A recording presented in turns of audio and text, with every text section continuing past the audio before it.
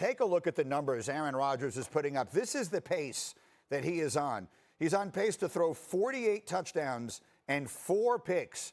Last year, he threw 26 touchdown passes. He's just 2 away from that at the midway point right now. So let's bring the crew in here for the conversation. And Ryan Clark, I am starting with you. As you watch Aaron Rodgers play right now, and you're a guy who has gone up against him at his very best in the Super Bowl, in fact, what are we seeing? What is the most important thing to say about the Packers coming off last night? You know what? We're seeing a happy Aaron Rodgers. And obviously, it's not just about this game. They went up against a team that had 2 arms behind their back, and they kept punching them in the jaw because the team couldn't block it.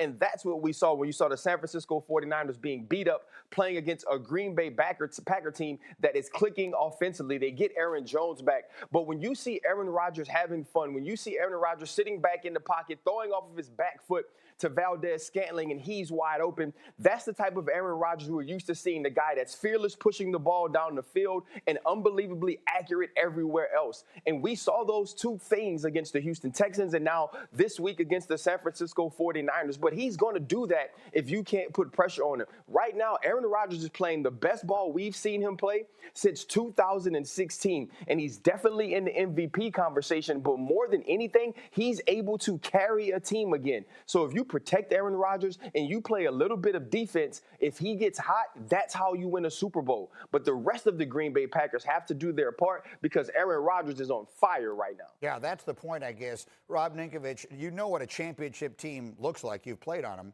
Does this look like a championship team to you?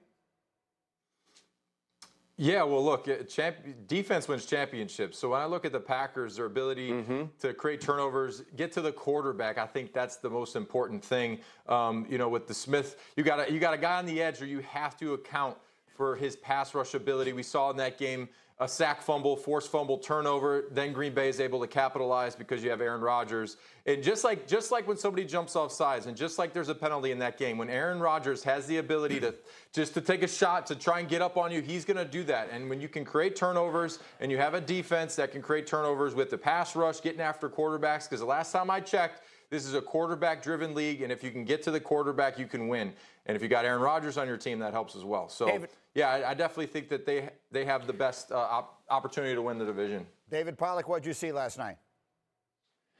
Well, everybody looks good against the San Francisco 49ers. I mean, Shanahan was literally the 39ers, they don't even have the people to be the 49ers. Who is this guy? Yeah, exactly. The defensive packages are like, all right, you go in there, 36, 54. I mean, they're a ravaged unit. So, no. Did you watch? I'm not forgetting Green Bay last week against the Vikings, okay? Y'all can talk to me about this defense. Yep. I saw it last week, too. So, their defense still has to prove it to me throughout the year. And that pass rush you talked about, it hasn't been great. It hasn't been like it was a year ago. The turnovers haven't been there. But I'll tell you what, to me, Aaron Jones being back makes this offense unstoppable because huge. Devontae Adams is his dude, and they get so much through him. They're so creative with the way they get him the football.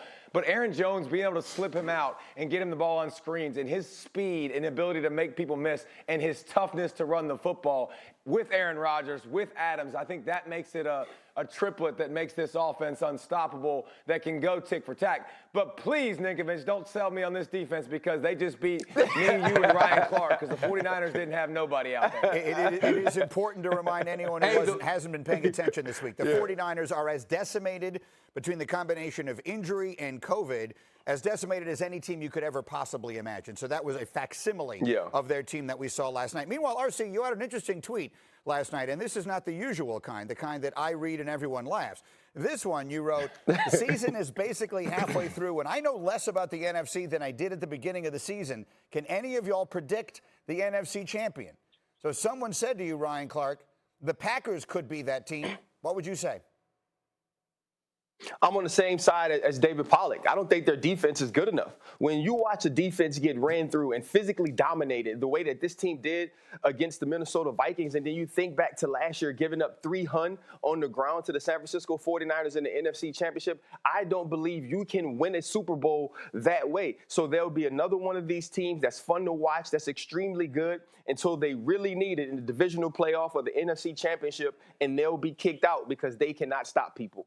David, you agree with that? You sounded very skeptical in your initial comments, but they do have Aaron Rodgers. When they get Allen Lazard back, they have some weapons. Obviously, Adams is special. Aaron Jones. Do they look like they could be the team that emerges from the NFC to you? And by the way, Lazard is a big deal. He was balling. I mean, before he got hurt, and again, it gives him another toy, another weapon. But no, I'm not going with them over the Tampa Bay Bucks. I watched the Tampa Bay Bucks on defense. They swarm, they hunt. They'll make life hard for Aaron Rodgers. They'll at least break serve a couple times. And then when I look at that Packers defense, I just don't know that they're good enough to consistently be able to do it. And by the way, we just get to, Antonio Brown, come here. You ready? Go ahead and let's get in here too. So it's just going to get filthier on offense for the Bucs.